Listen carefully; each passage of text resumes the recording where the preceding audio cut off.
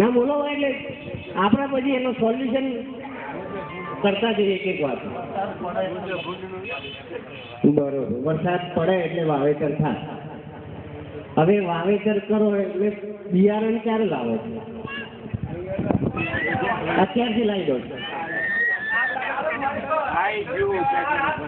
બરોબર. હવે તમે વાવો છો વરસાદ આવે પછી અને બિયારણ અત્યારથી લાવો છો. હવે તમે બિયારણની જાત પસંદ કરતી વખતે કયા મુદ્દા ધ્યાનમાં રાખો છો? હવે એક વસ્તુ કારણ સમજાવું છું કે સપોઝ તમારે વહેલો વરસાદ પડે 10મી જૂન કે 15મી જૂને, તો પણ તમે કપાસનું વાવેતર કરો, એ બિયારણ જ વાવો. અને ધારો કે જૂન મહિનો પૂરો થઈ જાય અને જુલાઈના પહેલા વીકમાં વરસાદ પડે તો પણ એનું એ જ બિયારણ આવે, તો એની અંદર જબરજસ્ત ભૂલ છે. કેમ કે 1 મહિનાની અંદર વાવણી તારીખનો ફેર હોય તેમ છતાં આપણે એનું એ જ બિયારણ વાપરીએ એ મોટા મોટી પહેલી ભૂલ.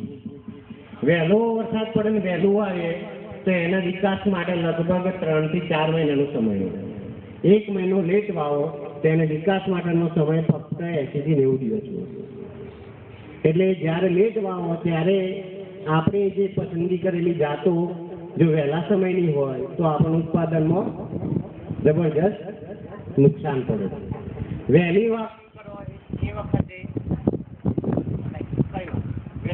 કરો એ વખતે જો તમે મોડી જાત પસંદ કરો તો પણ એમાં માર પડે. એટલે પહેલા તો આપણે એવું ઓળખવું પડશે કે આપણે વાવણીની પદ્ધતિને કઈ જાત અનુકૂળ, એટલે આપણને કોઈ ખ્યાલ નથી. હવે અત્યાર સુધી પરિસ્થિતિ